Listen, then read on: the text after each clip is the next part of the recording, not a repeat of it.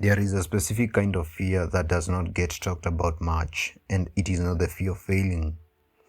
It is the fear of being seen trying.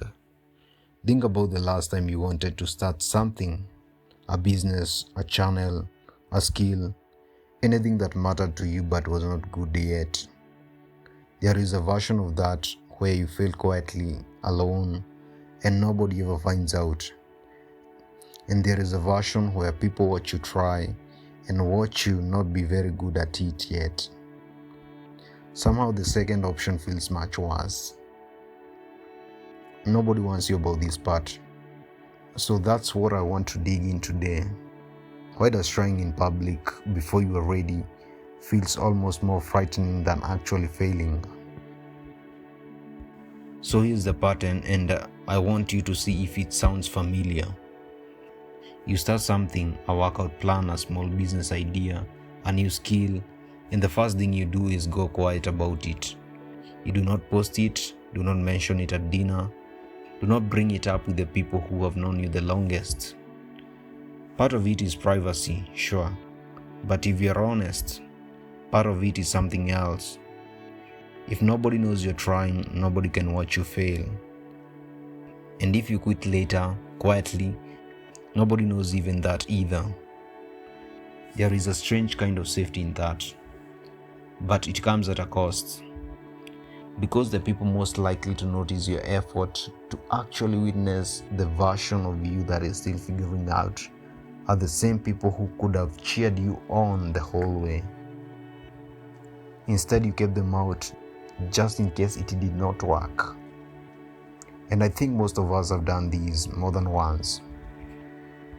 Psychologists who study embarrassment describe it as something that only exists at the meeting point of two things: failing at something and being watched while you fail.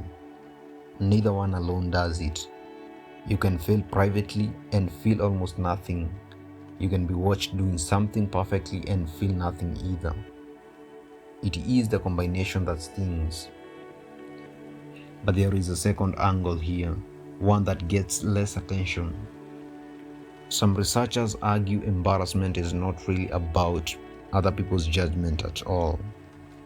It is about acting in a way that doesn't match the picture you already hold of yourself. Which means some of what you feel when you're bad at something new is not really about who is watching. It's not really about who is watching. It is about the gap between who you think you are and who you are currently being. There is also a harder truth buried in here, one that a therapist named Manfredi Kate DeVries has written about. He describes something close to a fear of success. The idea that for people whose sense of self was built around staying small, staying unnoticed, staying safe, actually rising and being seen can feel more threatening than staying invisible ever did. Because success asks you to become someone new.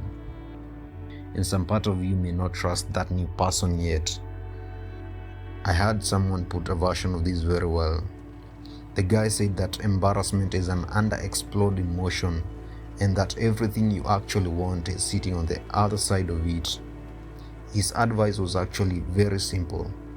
Go out and make a fool of yourself. It sounds almost too simple to matter, but sit with why it is hard to actually do. Here is what this fear quietly does to people over time. It convinces you to wait, not to quit outright. Waiting feels more reasonable than quitting. You tell yourself you will start once you're a bit more ready, a bit more skilled, a bit more sure that it will work. But readiness like that rarely arrives on its own. Usually the only way to become ready, it is to already be doing the thing badly for a while first. So people stay in the private, invisible version of trying for years, practicing alone, never releasing the project, never submitting the application, never mentioning the dream out loud. And from the outside, it looks like patience. From the inside, it is just fear, wearing a more acceptable name. And the tragic part is that the embarrassment you are avoiding was never actually about the outcome. Most people, if you ask them honestly, are not afraid people will see them fail. They are afraid people will see them try, visibly, sincerely, without the protection of pretending they did not care that much. I do not think the answer here is to stop caring what people think. I do not fully believe anyone who claims I've done that. What I do think is worth noticing is this. Staying safely unseen feels like the absence of risk, but it is not. It is just a risk that does not announce itself. It does not cost you anything today. It is slowly and quietly over the years in form of a life that you did not quite build because you are too busy protecting how it looked along the way. I do not think every risk is worth taking, and I do not think trying guarantees anything working out.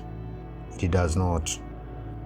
But there is a difference between deciding something is not worth pursuing and deciding not to pursue it because you're scared of being seen not so good at it yet. Those can look identical from the outside, but they are not the same thing. I've not fully figured these out myself either.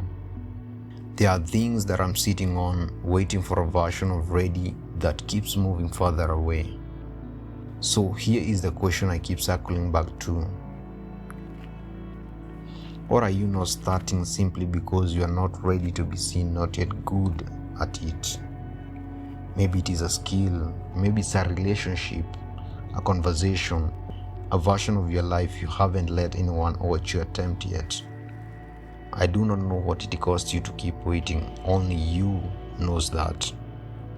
So maybe don't wait for the fear to leave before you start. Just start, embarrassed, and let that be part of it.